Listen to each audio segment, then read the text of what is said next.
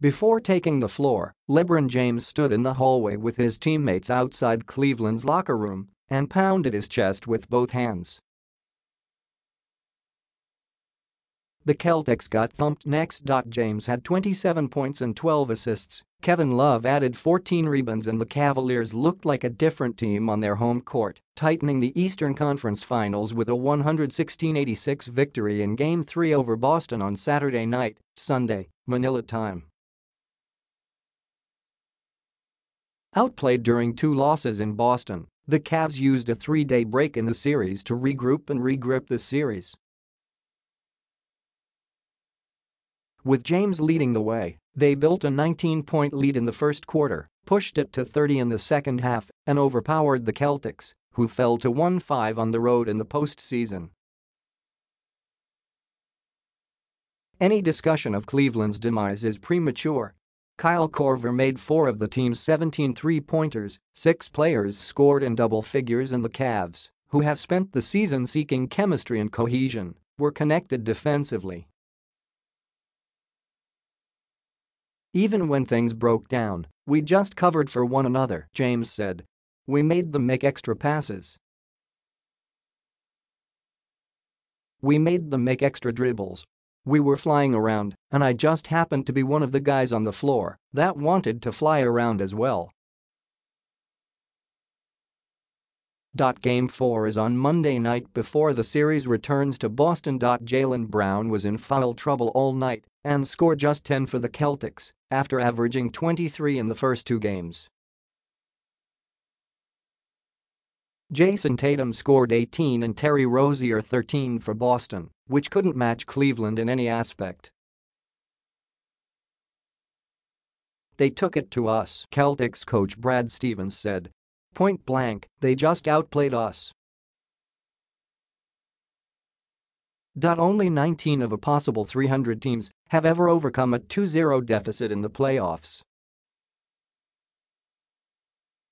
James and the Cavs, who previously did it in 2007 and again in 2016, while winning the NBA title, took the first step toward a third comeback. To return to the NBA Finals for the 4th straight year, the Cavs have to win 4 of 5 and rewrite Boston's illustrious history.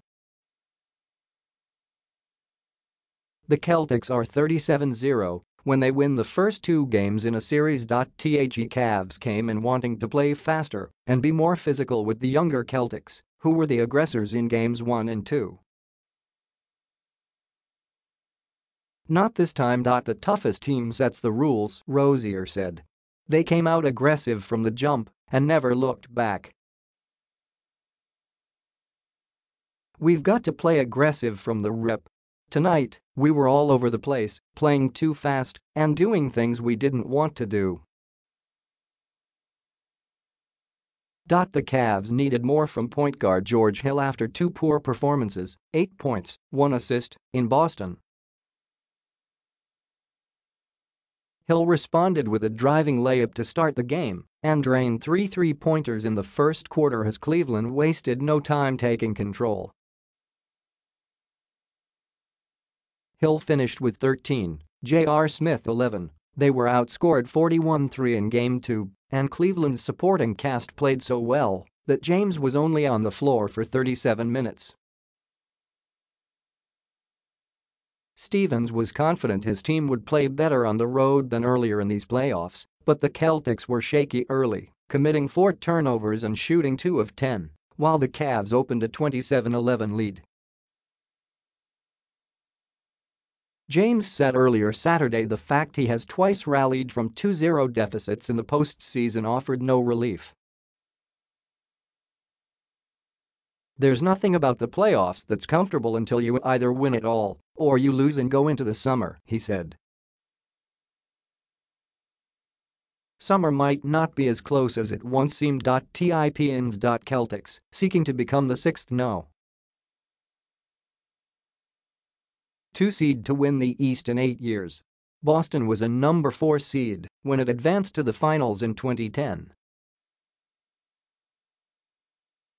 Fell to 3-8 in playoff games in Cleveland, the most by a Cavs opponent at the Q. Stevens was relieved to learn that Boston legend Bill Russell was recovering after a hospital stay brought on by dehydration. Russell won 11 NBA titles with the Celtics. "He's the ultimate basketball winner," Stevens said.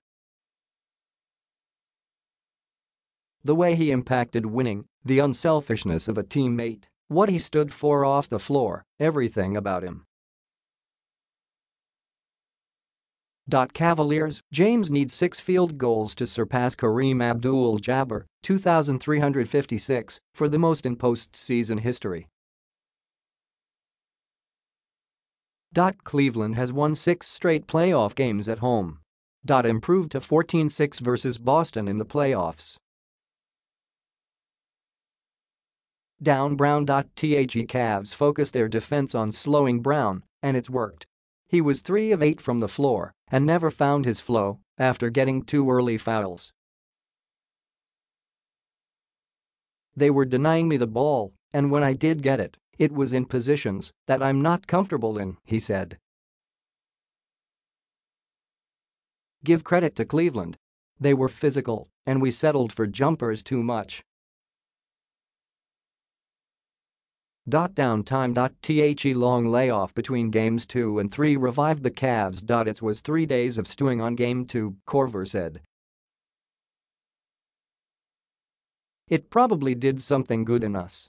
It's frustrating to have to wait that long for another game. We were able to put in some new things on offense, too. Roadkill. Before the game, Stevens downplayed his team's road issues, saying there was a small sample size. It got a little bigger and a little more troubling. Still, he won't focus on Boston's road woes. In my 11 years as a head coach, I probably haven't talked about road and home 5 times with our team," he said. "It's about how you play between the lines. Because I think, if you start talking about that, then you find excuses in both places. We can't play like we played tonight, no matter where we played. If we would have played in Boston like that, we would have gotten beat."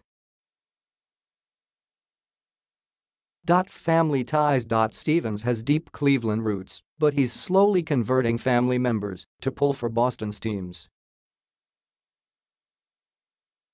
His parents are from Northeast Ohio and his wife, Tracy, is from suburban Rocky River.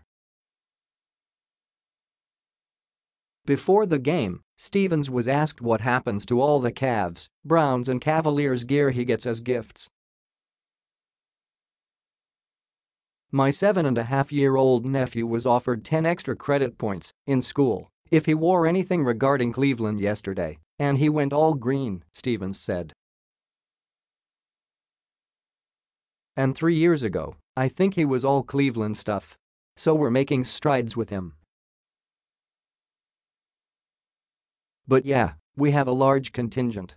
Maybe they'll get some of those Game 3 giveaway yellow shirts and pass them around to some people who haven't completely converted to rooting for the Celtics yet."